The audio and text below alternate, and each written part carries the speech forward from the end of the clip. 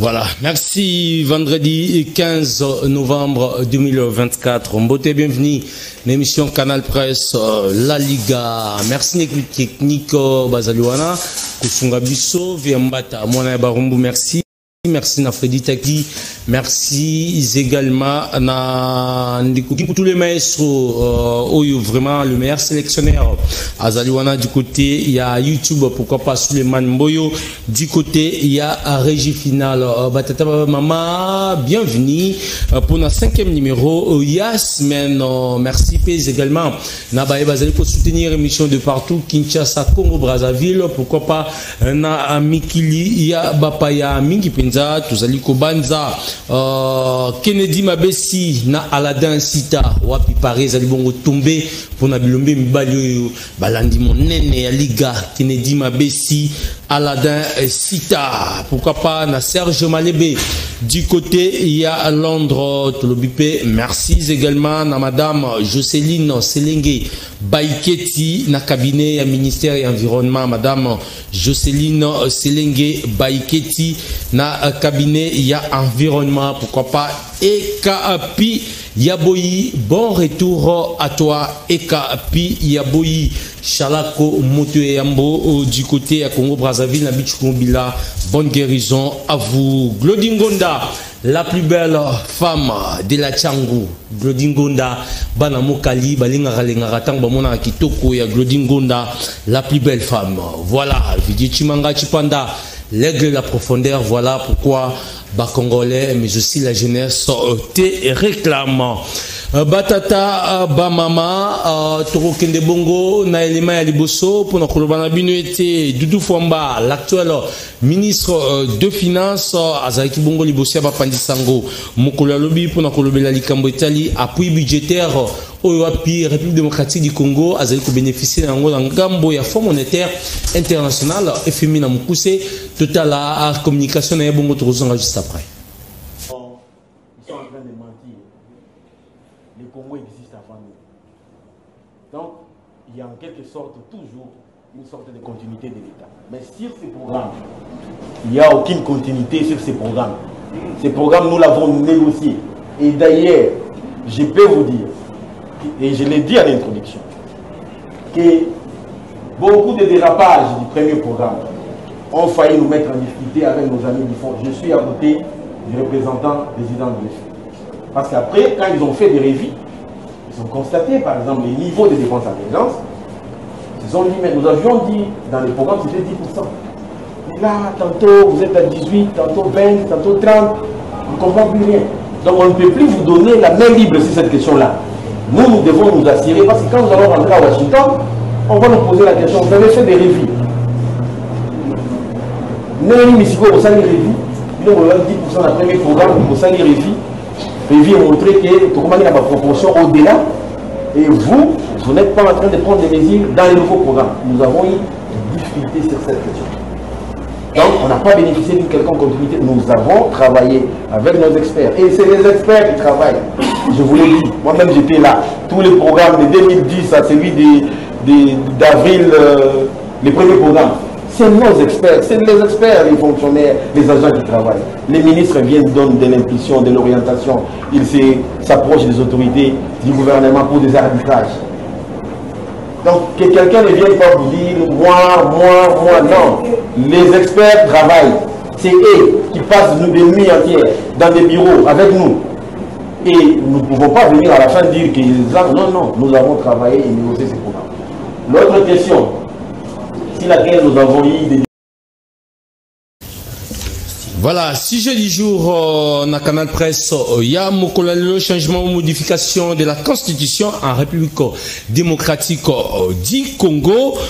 Les collectifs Sursaut National dit non à l'initiative, il y a pouvoir en place. Lobby Bazali Kibongo na balabala pour nous sensibiliser Baimboka. Est-ce que le moment est propice, mais aussi c'est opportun que la population congolaise en général, quinoise en particulier, bazala bongo sensibiliser pour la révision constitutionnelle dans la République démocratique du Congo, tentative et à Abiyanonion surtout au cours de l'émission Mkulalo avec nos invités, mais en boité naïba bongo ko présenter moko sima moninga parce que zali bongo canal presse spécial au wapi bandeko ya Cirso national ba envahir ba plateau pe ba micro ya Liga le meilleur championnat tout à la quand même ndinge bazali ki Mkulalo bina balabala pour nous sensibiliser balimbuka mais aussi tout le monde qui zaki mingi marqué penza na ba arrestation mingi penza ba leader ya lisanga wana entre autres Délice Sanga mais aussi madame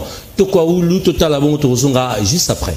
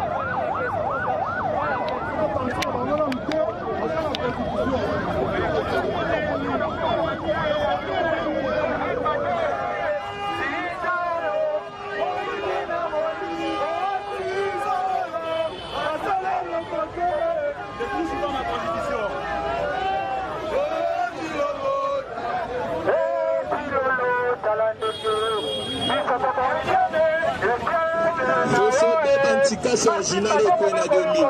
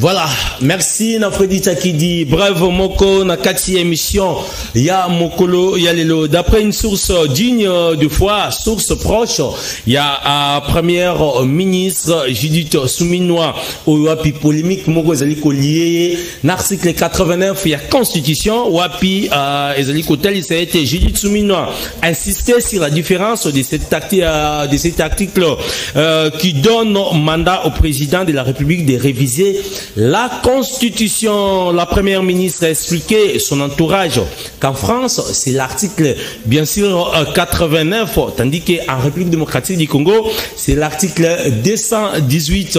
Mais ils n'ont pas compris cette erreur qui n'est qu'un plutôt un lapsisme de langage, car elle maîtrise bien la Constitution de son pays, qui est la République démocratique du Congo. Sur ce plateau, nous avons 3 invités. Il s'agit Ndeko Jakindala, Oyo déjà, Nazali Bongo Kopé Sambote, Mbote bienvenue. Mbote Ndeko, Mbote Penaba, Eva Soroja, Makoki, la mission à Tomoelelo.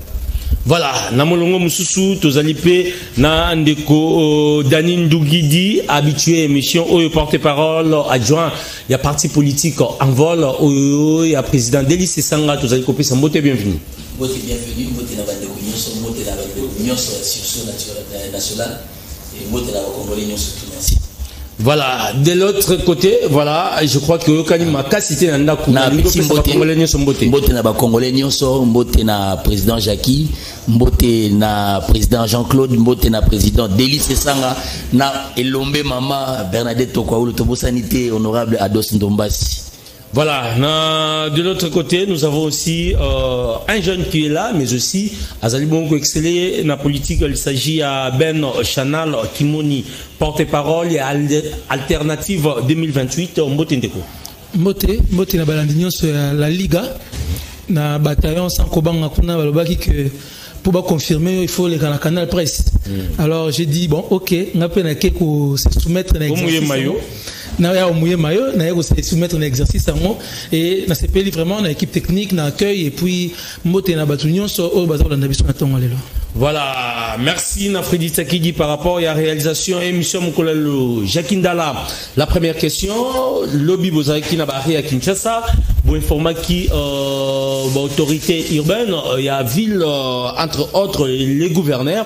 Est-ce que Bozaki Kitus il y a Kotambola? Nous avons besoin de quitter, nous avons un régime, il y a information. Vous avez quitté, vous avez un régime informatique. Bon, on a parlé d'informer au Ghana. Il y a nous avons un régime, il y a autorisation. Nous avons un régime, il y a information. Donc, sur l'activité politique, on informe l'autorité urbaine, to municipal, to nani. Aïe dit déjà que bande bon ça le vous avez besoin de bosser là non t'as bossé là na 10 RT ils ont bon monter. On les a constitution on va violer chaque jour. Constitution on va tout changer. Constitution va bien les ali ba pour na boka na biso. Yangonde ba zo télé maintenant yangonde le bon informer point barre. Mais dans l'activité politique, Netouana et juste Singapé, vous allez bon encadrer la police et singler les alawana. Ceux qui, par exemple, l'autorité, va monier que Baza ma coquité européen Sabino encadrement entre autres forces de l'ordre, moniter que peut-être Bino Européen vous trébucher la démarche. On a raison à exercer le pouvoir de l'État. Tant qu'on a un consi, nous informons nos l'activité. Nous avons besoin de non, ça ce sont des trucs c'est des systèmes dictatorial. Quand je suis informé en tant qu'autorité, automatiquement je prends les dispositions. Automatiquement. En même temps, ceux qui organisent des activités à Négoana, pour tout ça, la la sécurité, parce que c'est un manifestation pacifique. Tu boucaté, tu fingaté, tu tombaté. Ils ont marché, attention, ils ont marché. Ils ont une campagne de sensibilisation porte à porte. Comme ça, Congolais, Botala, message, oh, ya Tshisekedi, message à Tshisekedi, dans la campagne Yangoyo, message, ils ont trois thèmes. Unité, sécurité, prospérité, Yangoyo. Ah, on a accès à un téléphone. Oui, quand on a message de Yangoyo, on n'a pas panneau publicitaire. Unité, sécurité, prospérité. Bandeko nyonso ba soutenir Tshisekedi. Bandeko nyonso ba voter à 97%. On est mis en gros. Oh, 97% on va voter. Congolais nyonso alingaka Tshisekedi. Message à Tshisekedi à campagne Yangoyo. Tu beau friser par le mot ça friser parce que c'est important pour Congolais ba kangeloko. Pour tozo kende na mboka mabe. Vous savez tant au dirige mboka la Congo. Au cause nous avons sauté, tu vas retourner en rond, tozo na to ba sur place il faut évoluer. Merci beaucoup. Message à Tshisekedi Yangwana. Voilà. En janvier, à une année depuis lancer message. Et là, nous avons une unité nationale. Et là, nous avons dit que nous sommes unis. Tant l'aspect aspect de la constitution à Kamoli Bissou. C'est grave. Les gens ne se rendent pas compte. Restons dans ça. Mais Tshisekedi a battu campagne pour l'unité, la sécurité, la prospérité. Il y a beaucoup de campagne pour les 5 dernières années. Il y a les bossons qui ont une année. À Kaboul, c'est constitutionnel aussi. Évidemment. Mais vous créez des camps. Ceux qui sont pour vous, automatiquement, seront en contre-fou. Mais c'est la démocratie. Non, papa, mais s'il vous plaît, toi le mélanine. C'est le problème de ce pays-là. Je l'ai toujours dit. Namboka Oyo, Toboma, maman qui ne pas vite. Bissone Toboma et tout trahissai. Fumukima ou biso kaka peuple Oyo Congolais. Makila va Congolais Oyo.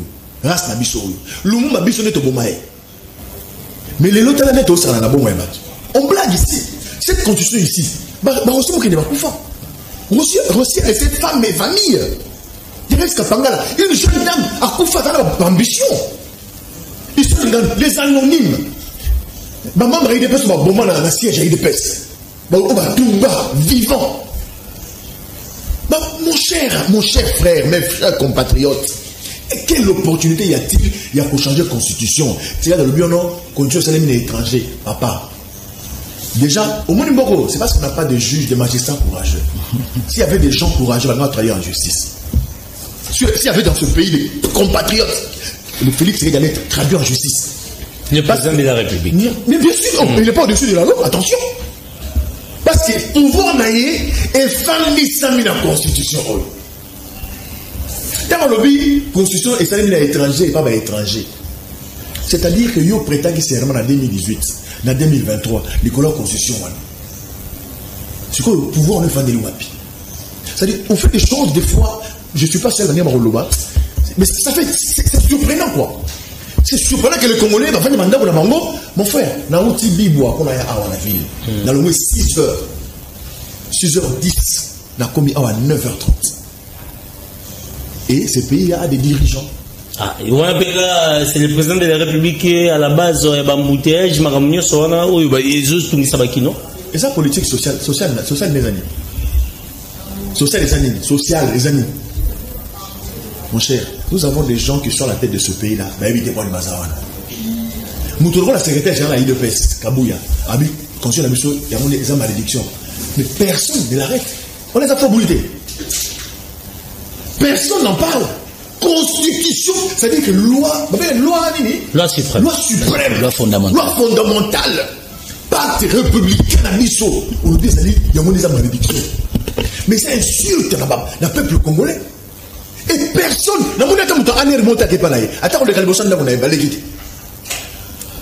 quand la société qui connaît le lobby n'est pas calme. C'est une honte pour ce pouvoir.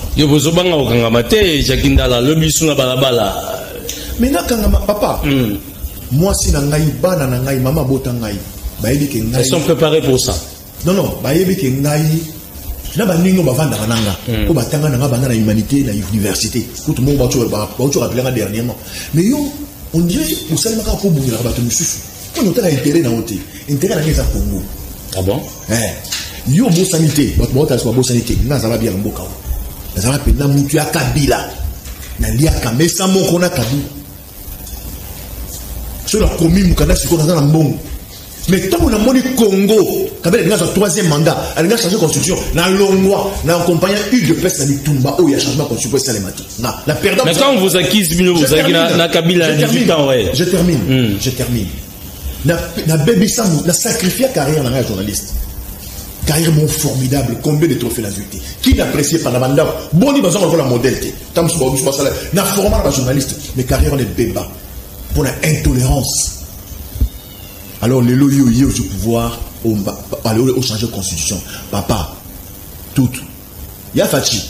Fachi, ben, Congolais, Balia, Bamela, Bazo courant, pour changer la constitution, pépélé. Mais dès l'instant où les gens souffrent, dès le monde, à chaque monde, là, on conseille. Merci. Voilà. De l'autre côté, Daniel Ndougidi, dites-nous un peu, infraction vous avez qualifié régime en place, dans le Italie, changement de constitution, et Zawapi. Vous avez une opportunité nini? Bon, infraction, et Zamakasi. Parce que, bango ba lobby na biso que bazana programme na banga gouvernement ba présenter qui va comme na pouvoir. Mais banato banditi lelo, même évaluation à 100 jours, Bolanda qui premier ministre d'Atounia, le but ce n'est pas une obligation constitutionnelle, mais c'est devenu quand même un rite. Il y a quoi évaluer bateau. Projet nyon surtout dans le bac awa, même à mi-parcours ba ko évaluer en automatiquement. Makamacha pas constitué bandi. D'ailleurs, na janvier ou février année oyo. Tout le monde a qui ba lettre mo réseau circuler à l'intérieur. Qui basa près il y a Rubanda campagne, il y a changement de la constitution. Les 2 premiers mois il y a année. Et c'est ce qui nous a révélé bateau boyan à lire ma bé. Bamna ko lobela changement. Le lorsque ba tourner autour il y a ba mot modification, c'est vrai on va modifier tout simba botobité. Même pour basa les locaux baso linga basa la ndenge ndeko jaki lobby. Il faut nous garantir sécurité sociale na bango.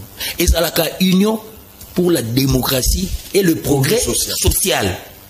Bon, progrès social, on doit atteindre un côté. Nous devons faire face à UDPS. Nous devons faire face à Moutunion, surtout il y a un régime au hasard contre population, à brandir éléments de changement de la constitution. À Okuta, on a besoin de penanzela.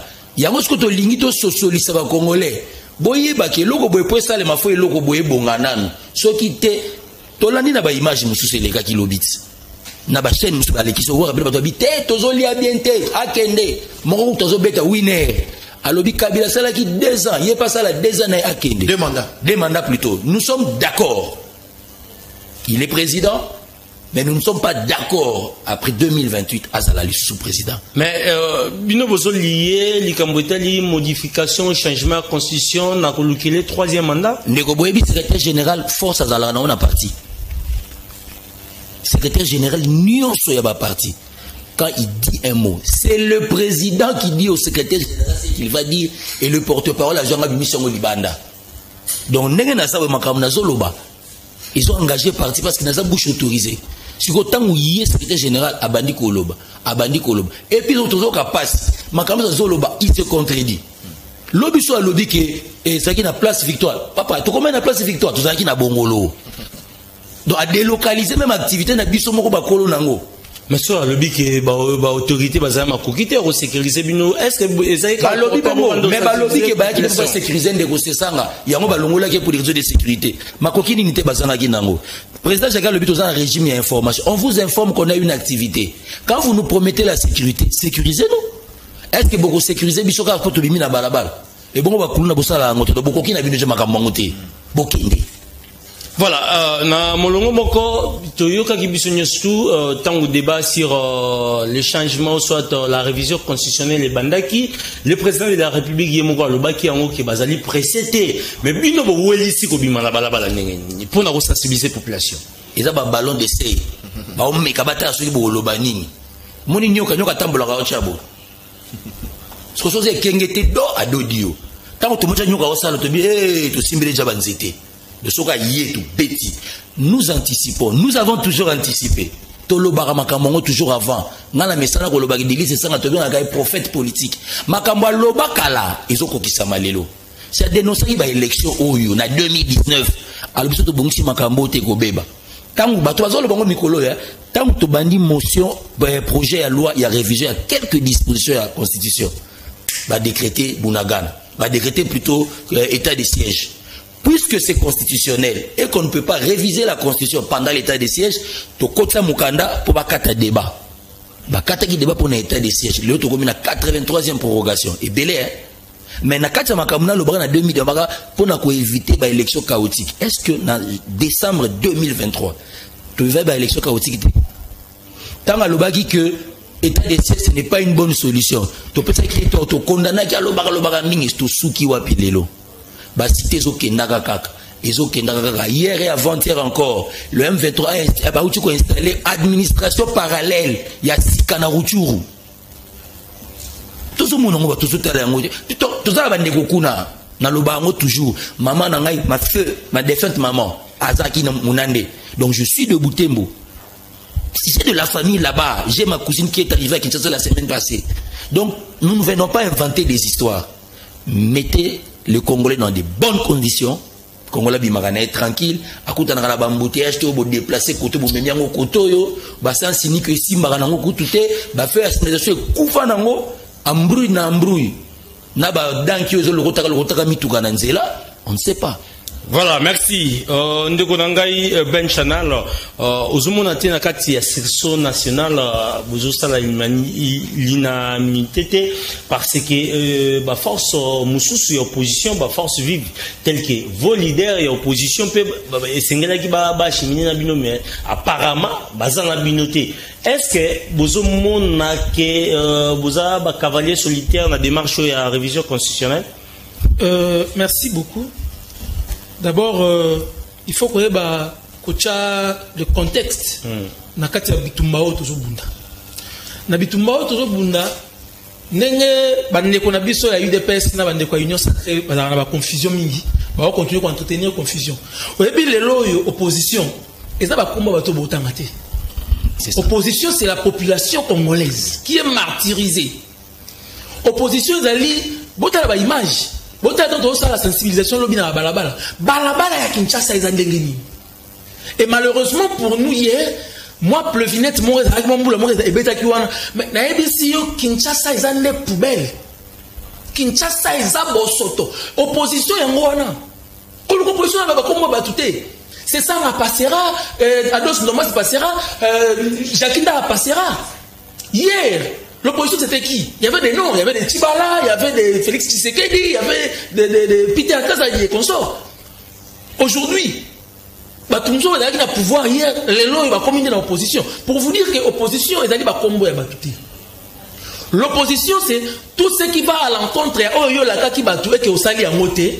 Oh les autres les mélayo liboso na ona kitata tant aux homita la boye qui na la kaki bango sécurité, na la kaki bango unité, na la kaki bango prospérité. Tant aux alliés opposition de yango. Mais quand vous qualifiez opposition pété. Voilà. La commission seconde sikawana. Tant au monde sur au pouvoir, na kati ya confusion na yi. Alors qualifier opposition pété, ça veut dire aux hommes peuple population que vous allez abino ba yuma. Vous allez pété, vous allez nzala na bomabino nzala c'est ça la vraie définition de l'opposition. Population naïve. L'opposition population naturelle la kisaki.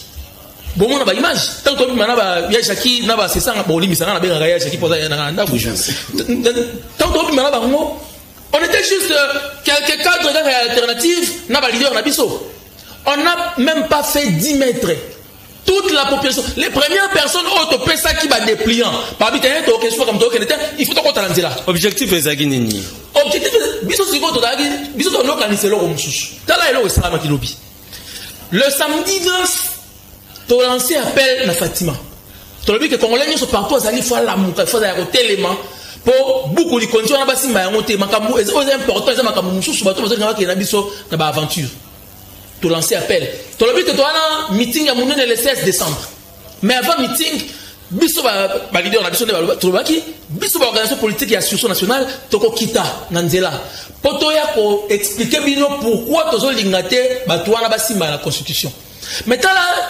ironie du sort de Hakini tant que comme une nzela mais toute la population était déjà préparée makambo to lingate bisa ba ngo zo ngisa biso papa tozana bino botala banzela botala comme to teka botala nini to vivre botala embouteillage papa batouana bakoki na bango te to compter bango ba minutes. Ah ben oui, la population est très déterminée.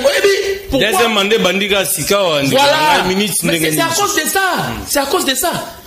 Premier mandat elekani et loko et salamité. Chef de l'État lobby que non, Isaki et Bandeli avaient des erreurs et tout ça, to corriger ba erreur. Or, dans français, on reconnaît un bon maçon au pied du mur. Donc, ça veut dire que, dans le deuxième mandat, tout le monde a tendance à dire, mais quelle n'est pas notre surprise générale? Il y a au moins que, il faut changer. Papa, parce que pour ces alignés, il faut conserver le pouvoir à vie, il faut conserver le pouvoir le plus longtemps possible. Donc, selon yo, il y a révision constitutionnelle, on a qui le troisième mandat. Congolais nyonso à comprendre yango. Les alliés sur son nationalité, les alliés ben nationalité, les alliés chacun dans la terre. Congolais nyonso à comprendre yango que objectif est aligné. Le coup là, tu échoué lamentablement. Le coup là, tu as cannabis au sein de l'eau morté. Ce qui te tiki, aussi mauvais colis kondi et que tu comme 2028 te tiki.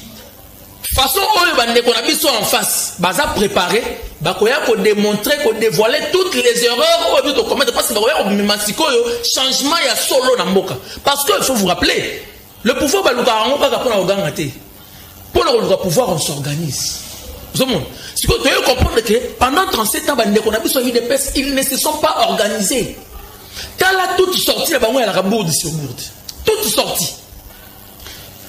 Augustin Kabou a lobby constitution de Moutou et puis si français va entretenir ancien président là, ancien premier ministre, a même pas que c'est une loi organique qui a été votée par la bourde. Maman yako bima lobby a lobby que non la constitution n'a aucun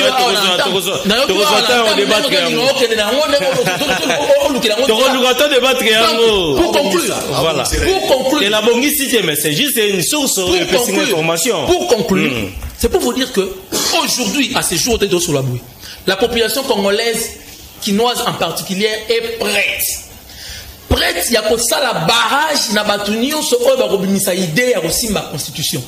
L'homme va penser qu'il biso à coup de balles réelles, à coup de lacrymogène, en des autres va humilier maman va humilier, va traîner na balabala lokola ba ngondo.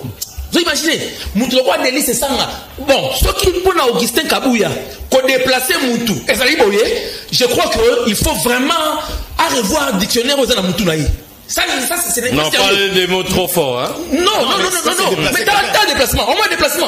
C'est pas n'importe qui. Non, on peut pas penser que les Congolais sont des idiots, sont des cons. Là, il déplace dans le niveau et délit, c'est ça. Non, voilà. Donc, pour conclure, hier, ce n'était que le début. Il y a une action sur son national, ils ont lancé. Il y a même les 16 dans l'organisation meeting, nous avons convié. En attendant, déjà pour établir mais au moins qui l'obité, papa, on est dans la juste de sensibilisation. On est des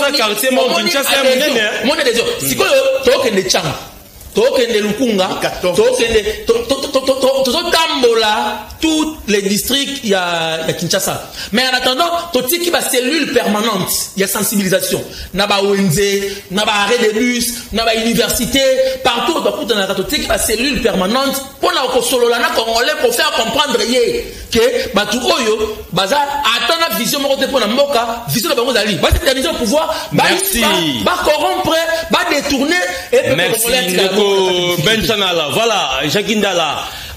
Pensez-vous que cette constitution Otozanango est la meilleure dans la République démocratique du Congo parce que là, qui est noir, c'est blanc, mais il y a des professeurs au Baloba qui ont tel que le professeur Mbata que je cite, Baloba que c'est la meilleure constitution.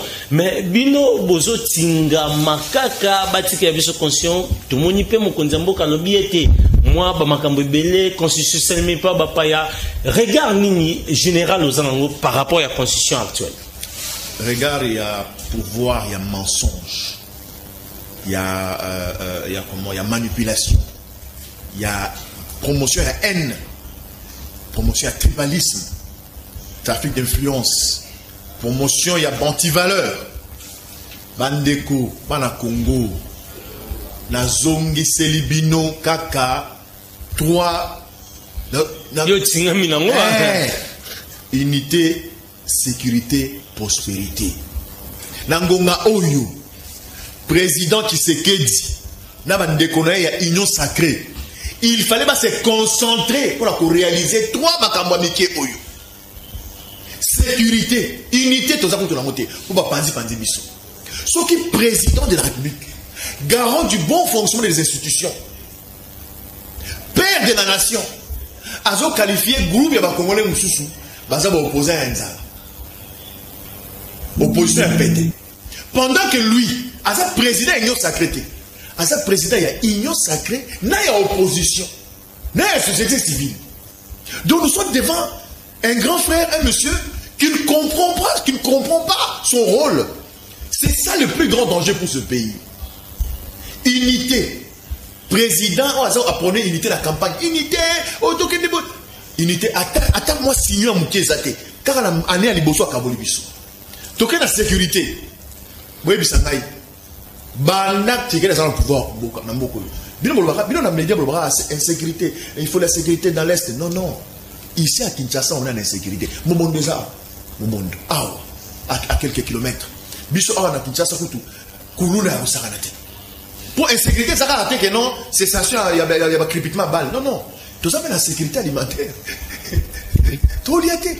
Non, tu sais, maman qui m'a qui tombe, mon cher. Nabima qui comme boy. Pistolet. Oh, Kabila Tikara, 150 francs. Et comme 400 francs. N'est-ce pas, c'est 6 ans. Et vous trouvez ça normal? Nous sommes dans l'insécurité. Tu continues la prospérité, papa. Ce qui est unité, zalité. Sécurité, zalité. Tu la prospérité, balobi na lipa botambola raté ce que l'homme mati botambola raté binora constitution pour boye bikuna partage ya ba pouvoir ezalaka lobby jakindala comme ministre lobby jakindala comme mokonzi mboka yo na lobby kongola tambola raté kongola tambola chaque jour on va na to sur le rang dans le vent ya cham chaque jour on a utanda kongola tambola ça la marche chaque jour marche bobina so na marche ba panneau té soko za mokonzi soko za ta bourgmestre aux autres temps Nanzela, à tous les commandants de la police, à tous les généraux, au monde il y a un pour transport exaté. C'est l'expression, il y a misère, il y a souffrance. Vous voyez ces gens qui nous dirigent là, bazala ba science occulte, ba rose quoi, ba maïkani, bazala ma batouté. Yosa Pamba, nga nazali mwana ya Simon Kimbam. Jakinda la batba Yosa Pamba, Yosa Kate nazala Pamba neni, ngana bolumbu te, nazala Pamba te. Ngana zalina owe bokoko bakoko batika ngana zo kwa na nzambe ya bakoko papa t'as même style de vie na bango so bazu pouvoir de bazala est-ce que so mona préciser na vie na to tambola population na tambola makolo mais mo stala cortège na combien de véhicules t'as cortège atata mo konze école ouh et puis t'as en les cas bino moi bibwele ba télémisino population en zala population a pété bo télémier fa les canons. Et opposition, population. Voilà. Opposition dans la population. Donc, il y a 3 points pour soulever. Parce que tout sur la politique. Donc, tout ça mécanicité. Il fallait, dans 4, il y avait 3 points, unité, sécurité, prospérité, tout taper révision de la Constitution. Si c'était une promesse électorale, dès l'instant où ça n'a pas été fait, regardez, ce sont là les promesses électorales. Fatih, Pessabiso unité nationale. Est-ce qu'ils ont porté Pessabiso sécurité, Pessabiso prospérité, papa. Est-ce qu'ils ont opporté les mélanges, les révisions à la Constitution? Ce qu'ils ont article, ils ont dérangé, peut-être survie vécu à Congolais. Tozo télé mélange, Tozo boya yango. Boboyi. Parce que il y a mon prêt. Mon président Félix soit entouré d'un juriste. Comment vous prêtez serment défendre la Constitution au gilet pour protéger un mot. Nous ne garons un mot. Après, vous avez ça et ça autre trahison. Bon, oui, ça y est. Il est mieux entouré. C'est vraiment ça, c'est sincère. Oui, on l'a prêté serment. On l'a pandaille. Prêter serment. À vrai dire, même un chrétien ne peut pas prêter serment. Les vrais chrétiens ne prêtent Bible Boyam. Mais si vous avez le beaucoup, prêter serment. Garant, il y a bon fonctionnement, il y a une institution où il y a 4 constitution. Aussi, on prêter serment. Après le but, non, pour l'année 2018, on va quitter les à l'étranger. Pour l'année 2023, on prêter serment. Mais en tout cas, on va voter dans 98%. Donc, on le dit, non, moi, papa Etienne, c'est bon. En tout cas, dans sa président, mais constitution, on prêter serment, on a un côté, tout bon, c'est un pas si peu mawa. Constitution à l'étranger, n'importe quoi dans les étrangers. N'a évité dans l'étranger, n'importe quoi, n'a évité.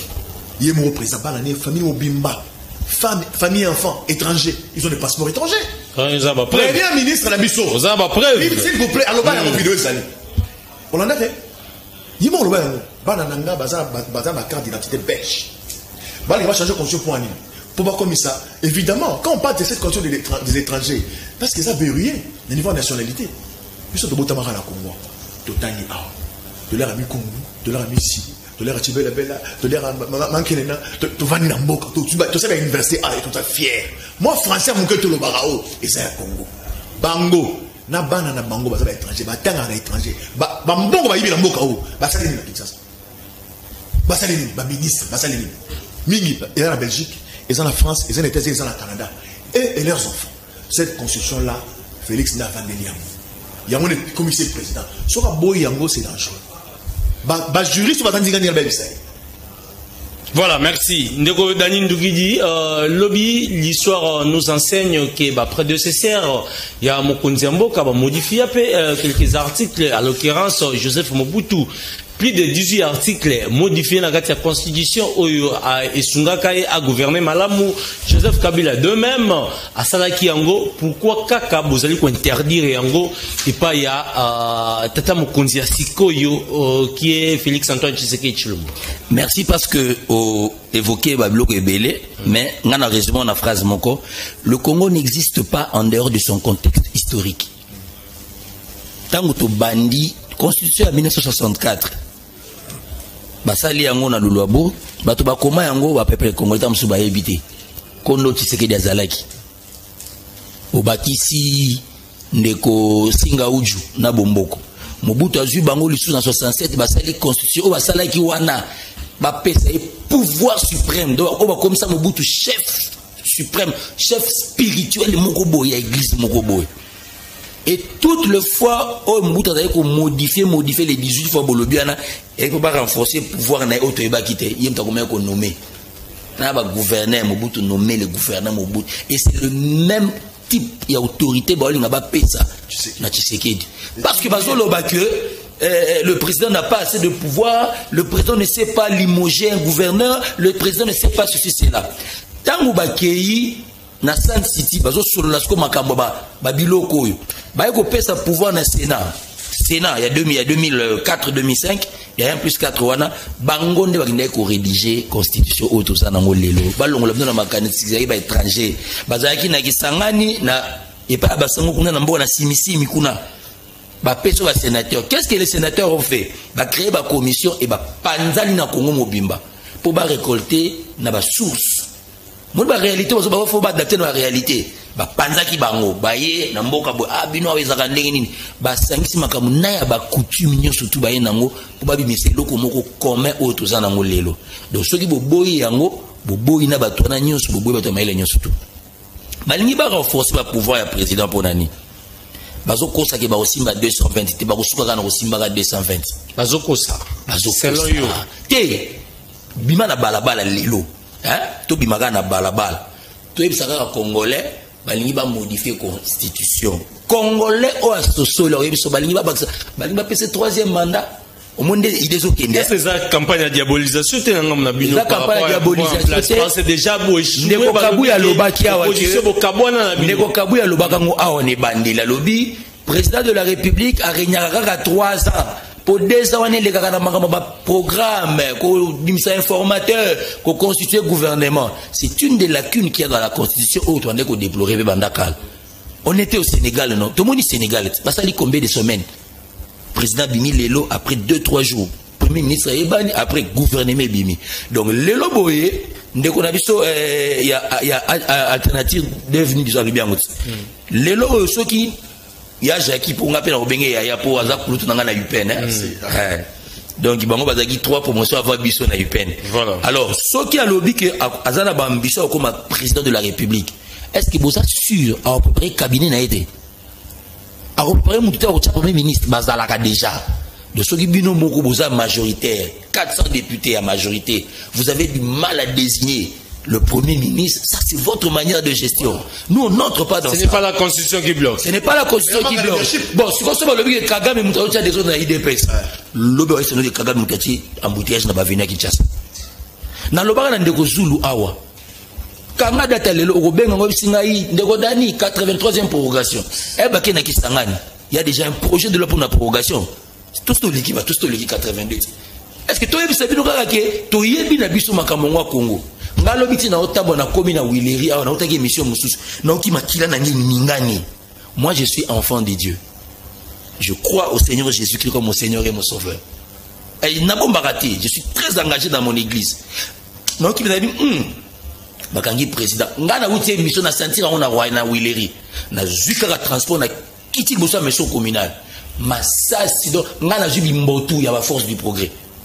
No vime longité le maintenant papa oiba goroka kiti le ngito ko bozo botongo wa piko mutabanda ko flux aboto le téléphone l'argent qu'il devait donner aux journalistes ba boto li yango qu'on se dise il fallait voir madame Bernadette Tokwaolo dans la boue va calmer votre bango maman ozaka ko bundela biso makambo snel vraiment.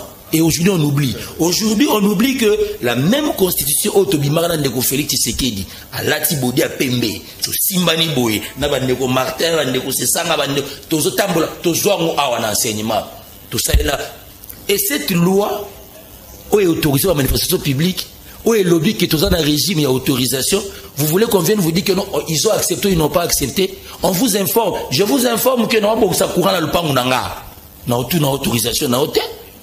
N'a aussi une autorisation et puis la lettre est écrite accusé de réception. Il y a ANER, accusé de réception, il y a hôtel de ville. Pourquoi vous avez accusé réception et vous dites que nous ne sommes pas informés? On veut mentir à qui? Merci. Voilà, Ndeko Chanal. Pensez-vous que la population congolaise est singeli et ça la confiance dans la sélection nationale? La confiance est déjà acquise. Hein? La confiance est déjà acquise. Pour la Kinshasa, au Bissomoto, à la terrain hier, tout le monde dit vraiment que la population est déjà prête par rapport à cela. Alors, si vous s'est préparé pour la province, vous avez des représentations que la cellule permanente même dans la province, ils ont déjà établi déjà. On a déjà une sensibilisation calamité. Et d'ailleurs, pour la diaspora, je signale d'ailleurs, je profite de votre micro pour nous signaler voyage à honorable Ados Ndombasi Lobby, alors qu'il y a un espace Schengen en Europe, pour nous préparer déjà à la Belgique, à la France, à Londres, bande de la diaspora, poser la bande de la institution nationale Bazoya, pour une série de conférences aussi, pour nous expliquer par rapport il y a diaspora apport na bango et sengele za ndenge nini pour soutenir mouvement à l'interne pour que biso soit ensemble tout ma Congo tout droit république tout droit la trajectoire y a bien pour que tu éviter voilà par rapport il y a opportunité ou une opportunité à changement ou révision. Il y a chacun sur le vélo tout à l'heure. Alors, quand on a la constitution, on va mettre les babés. Tu as bundi sa Kabila, mais ton os mali pas pistolet sans fond. Tu as bundi sa Kabila, tu as dit non Kabila, mais aussi maté à autant de moka mabé. Na constitution kaka, mais ton os mali pas pistolet sans fond. Ne qu'on a besoin de bunda qui n'a ensemble contre Kabila.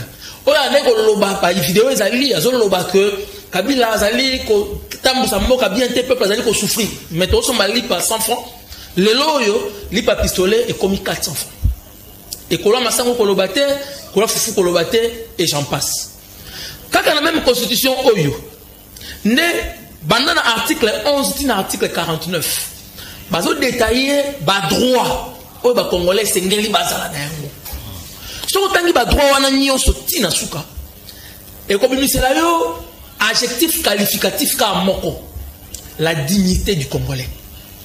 Ce qui gouvernement est sérieux, ce qui régime est sérieux.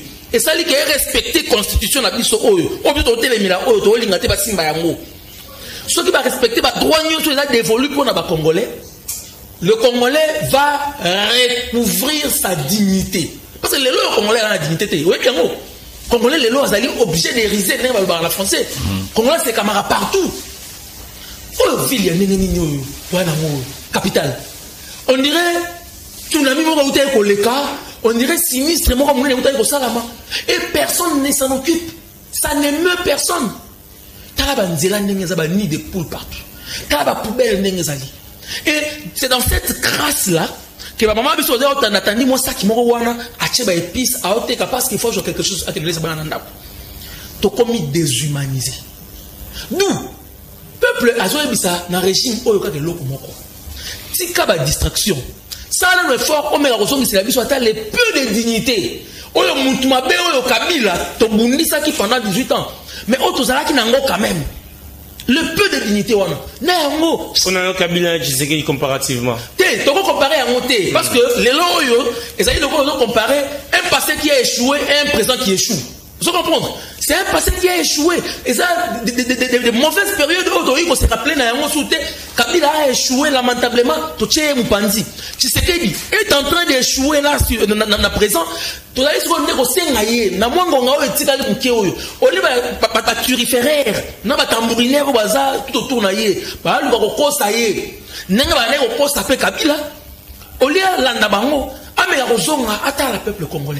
le peuple congolais a bunda qui n'a ensemble pendant plusieurs années pour nous déboulonner Kabila. Le peuple congolais il y a comment la souffrance na bango. Policiers il y a ça que ceux qui ont joué pouvoir policiers au tamboulana voiture na yi. Policiers au son mandat. Et puis policiers na ngai na banzali mané batamboula. Batamboula na pantalon, ya tenue, na lipapa, ya la gomme, na polo, ya nani couleur grise. Autour du monde, oh, ça t'es dit, tous en ont été papa. Tous en ont été. Vous avez un degré de déshumanisation. Alors, peuple eza na état wana. Oh yo moni ya malonga, ezali yo na raisonner ndenge ko simba beaucoup likonzi. Mais quand on confond nani bango na bango kuna quelqu'un d'entre eux là a dit mais au régime nini yo batu nyonso baka libanda. Ils ont la propension d'être toujours à l'extérieur du pays. On dirait que la concurrence est adhésion populaire, population est déjà ciment dans la situation nationale par rapport à la campagne il y a contre la constitution. Population a déjà ciment sur son nationale. Mais aussi la population va manifester si adhésion à bango public n'a pas signé nini application sur internet.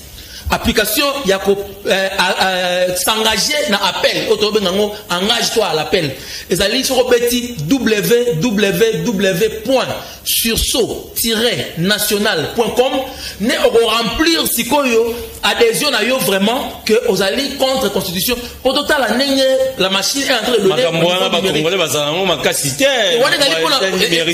c'est pour une certaine classe normale, c'est pour une certaine classe pour une classe moyenne, classe normale,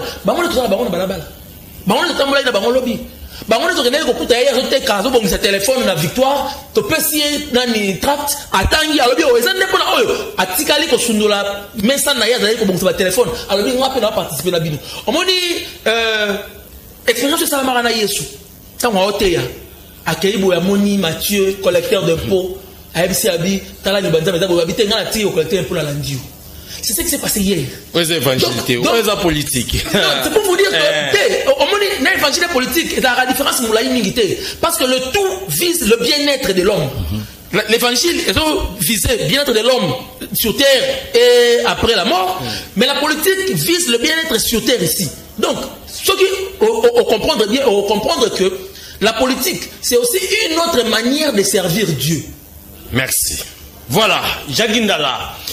Comment vous allez qualifier l'intervention de la première ministre Judith Minois dans le Cambodge, révision en constitution Oyo à ses référents, qui même dans l'article 89, à l'obéité, en France, c'est un article 89, et pas dans Oyo, qualifié en la bourde de laxisme.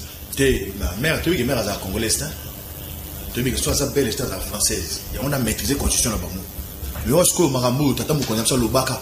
Pour la constitution de Bissau. Parce que Bissau, tu as une musique à terre. Il y a une preuve dans le téléphone.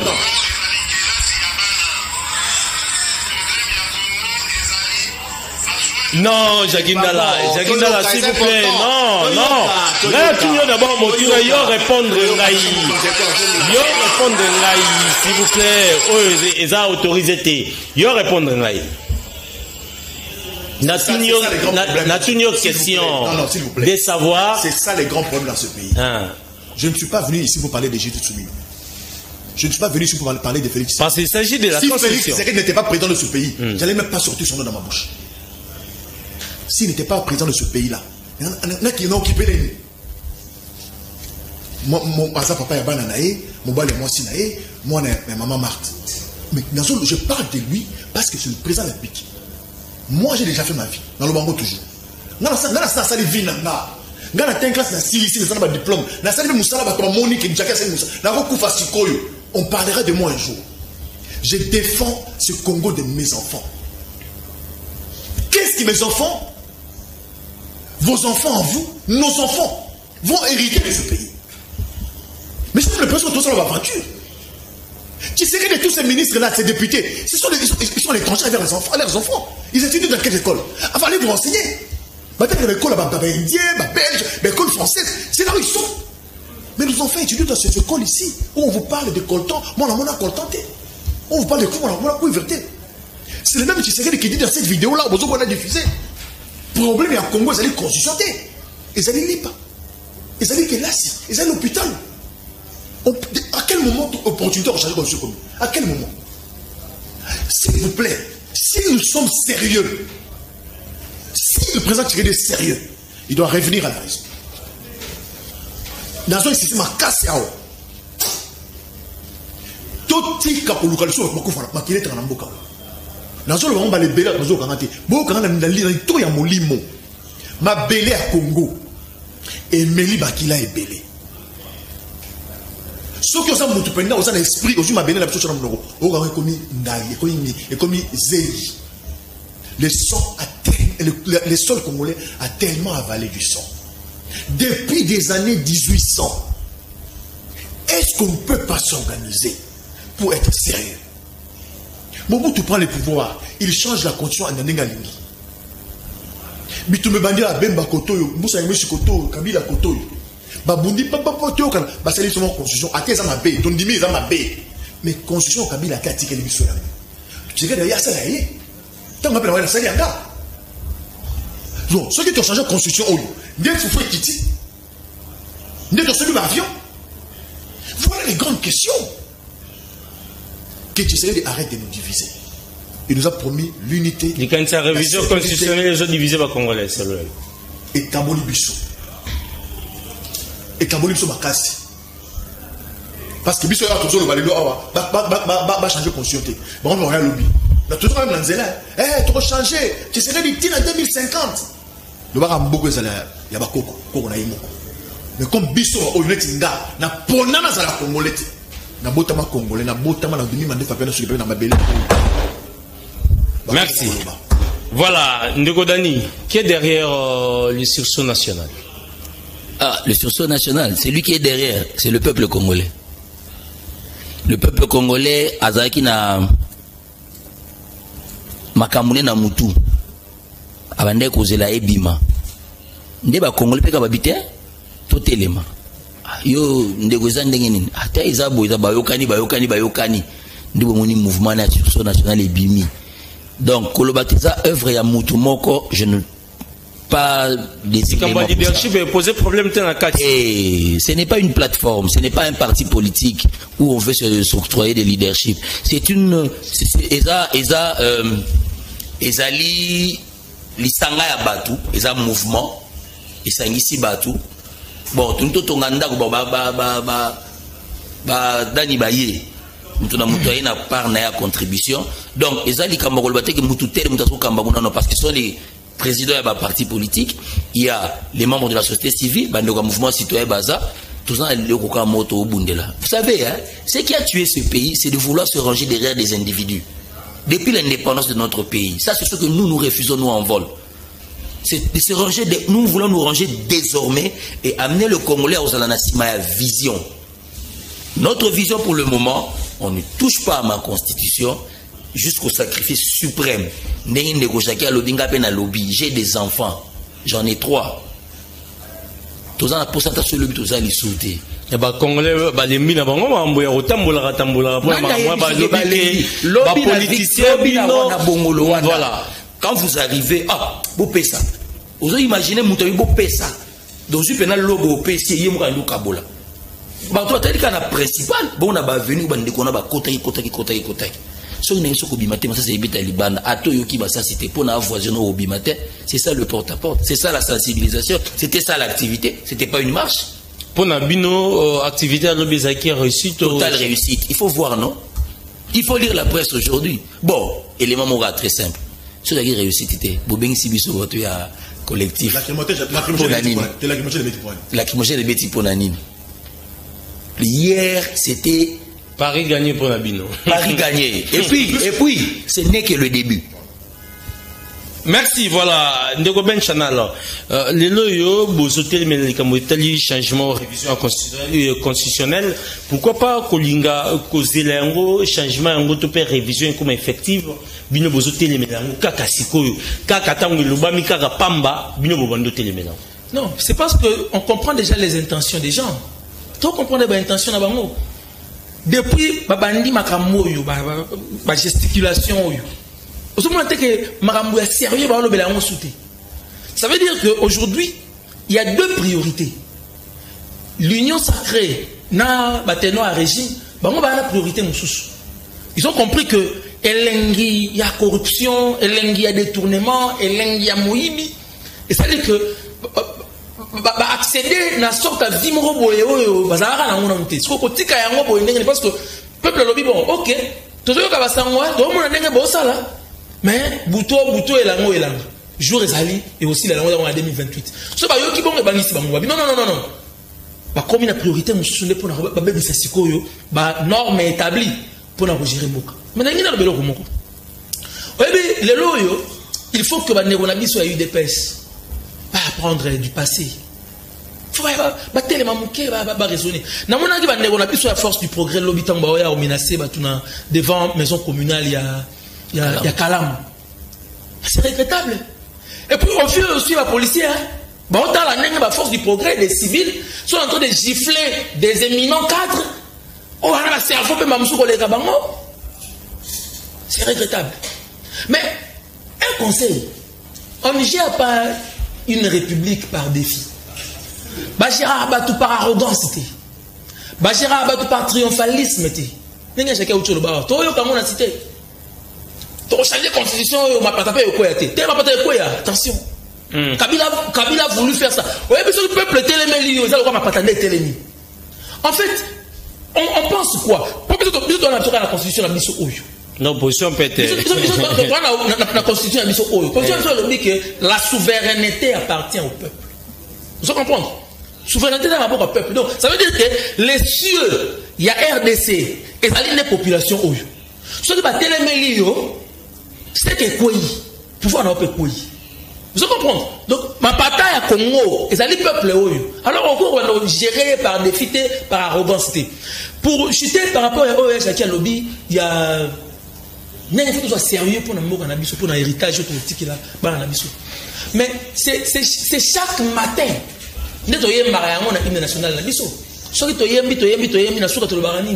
Que nous léguons à notre postérité pour toujours. Vous comprenez? Mais la postérité, c'est qui? C'est nos enfants. C'est nos petits-enfants. Génération sacrifiée. Mais un peu, comme ils quand même pour se déplacer. Quelle irresponsabilité de l'Ingato manifester pour tout la rotique un pays déchiqueté, un pays carcasse. Mais ça ne passera pas par nous autres ici. Donc, c'est un appel au sursaut national, au lancer la population congolaise. Tout s'engeli côté les Mboka ezo kendi. Et bandaki loko a blague, Bunaga na pamba, après Bunaga na kaka, régime télé minota la kaka, un tel qui lobby na monde ko na dani, lobby ba installer toute une administration parallèle sans rire. Donc ça veut dire que Mboka ezate ezo kende. En lieu de place de réfléchir, comment est-ce que vous pouvez armer la biso moyen? Comment est-ce que vous êtes sérieux pour non, le régime est en train de penser à autre chose. Non, il y a ça ma bonne montée. Donc, Congolais de partout. Tu as dit que la Ligue est là partout. Bato la province, toza koya. Bana ya kisanga ni singa mwambe. Et si kao ba yaki pona ba défier bino. Tokola kisa bango que Congo. Ezali ya biso nyonso, ezali république. La chose de tous. Ezali mutute. Papa mon rota ko ba ke moi na tikeli le testament na ngai pour dire ça na Congo eloko lingi. Non. Congo ezali bien commun, patrimoine commun. To gera ngo biso nyonso. Alors mutako bima ki yankena yango azati. Kisanga ni toza koya. Batu ya diaspora, bande la mission diaspora, délégation de la lobby, et conduite par honorable Ados Ndombasi, et sur lobby, pour préparer une série d'activités pour l'espace Schengen. Donc, Makamoyo, et c'est au sérieux, pour que l'union sacrée, Basala, Oyo, c'est important pour le peuple Sikoyo. Et puis, voilà, Nikodani, je crois que toujours chité vraiment lentement. C'est vraiment l'émission Canal Presse sur la Liga où yo api ezaki vraiment c'est un peu koyamba bandeko ya sursaut national où yo ba yaki kobeta porte mais aussi to yambi bango tribune d'expression ba congolais yango yo ota la caméra ou s'adresser na bandeko nyonso balandi biso. Peuple congolais, lobby ils ont banana biso. Lobby, ils ont pour Congo ils ont la malamu. Pour Congo ils ont la malamu et c'est un changement de la constitution. Pour Congo ils ont la malamu, tout ce qu'ils ont na kimia, boyokani, tolia malamu, tola la malamu, totambo la malamu. Alors mutu nyonso akoya na likambo ya mopanzi na auto lobby to côté les melaye. Donc biso to bengi bino nyonso pour rejoindre biso na mouvement na biso ya sursaut national pour na ko barenzela na changement à constitution pe na troisième mandat ndeko Tshisekedi wanande maloba malobi na kati troisième mandat ndeko bino botingama ya troisième mandat. Voilà, de même na même logique Jacques Ndala la caméra s'adressant à Congolais sur la division de partout. Ngai naza ko ebisa botama ya Congo boy mboka oyo so fandi neto bala lingana na biso olali balali elo muso le bezati na minute Congo commission olali balali yo boza na choix bali mboka oyo constitution oyo Kabila zo pouvoir akuta avion te Kabila zo Joseph zo pouvoir banque mondiale na mboka oyo quand la constitution oyo Kabila zo pouvoir compagnie mon côté il y a transport ezalaka la constitution oyo Kabila du pouvoir a sali ces élections a sali compagnie aviation oyo la oyo ekufi na to ba changer constitution a sali ces transco ba banque botami le wala mayebo awo Kabila kutamboka oyo za na instruction mon côté Kabila respecta la constitution oyo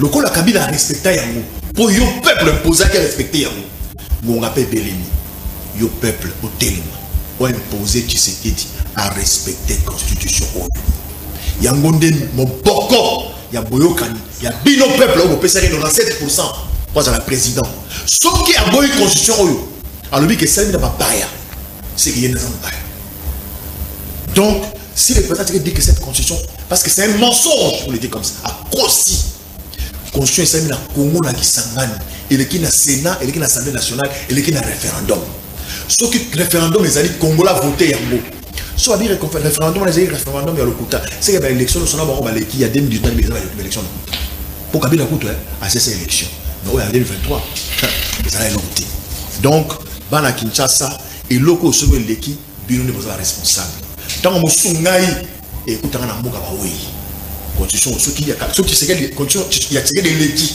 oya biso oyo va changer un tant mo sunga testament na nga ya moyo na ozana na mboka ba oui otika na mboka oyo bobunda mutu azala likora mibe côté peuple aza bokonzi parce que lelo tozo finga mokili mobimba mboka etonda mozwi bato mayele mais toza na pasi.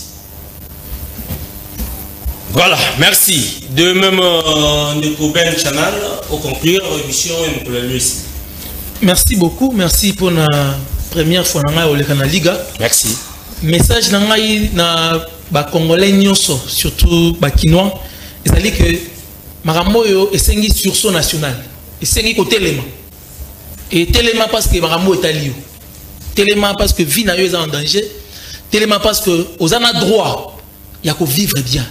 Aux en a droit, il y a aux en a dignité, aux en a respecter. Et ce qui au tali Maramo na mis au tali on a musique au canisi qu'il y a combat et batu mususu et on y a au coup au dépourvu. Donc, la cellule n'y a mettre en place dans la ville de Kinshasa pour continuer la sensibilisation de porte à porte, pour continuer Moussala. Il y a des Congolais à Téléma, la projet où il y a aussi Maboukou Likondi. Tu garder rendez-vous na biso il y a décembre, le samedi 14 décembre, tu as un meeting Mounen na Tchangou. Mais en attendant, tu vas continuer série d'activités. Quand tu as le programme, il y a Lukunga, tu as le programme, il y a l'intérieur du pays. Et partout, les Congolais, parce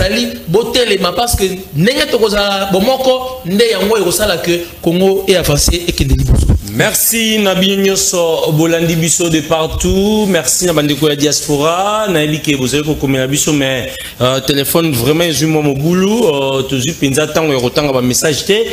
Ngai ezala ki plaisir pour na ko présenter émission Canal Presse la Liga Mokolelo bien kende ko Zulu déjà na pepo azali bongo kende Côte d'Ivoire et naïbi kinzamba ro soutenir azali ko batela le ngona ku par bola bango ba message na pepo mikolo yo ba mesana ça va vraiment bien makasi ndeko Zulu to pesi mbote du côté à Côte d'Ivoire ngala bino to kutana bongo mokolo lobby pour na ko clôturer et longo na bino semaine mingi penza émission Canal Presse kimi ankolo na mabota na bino.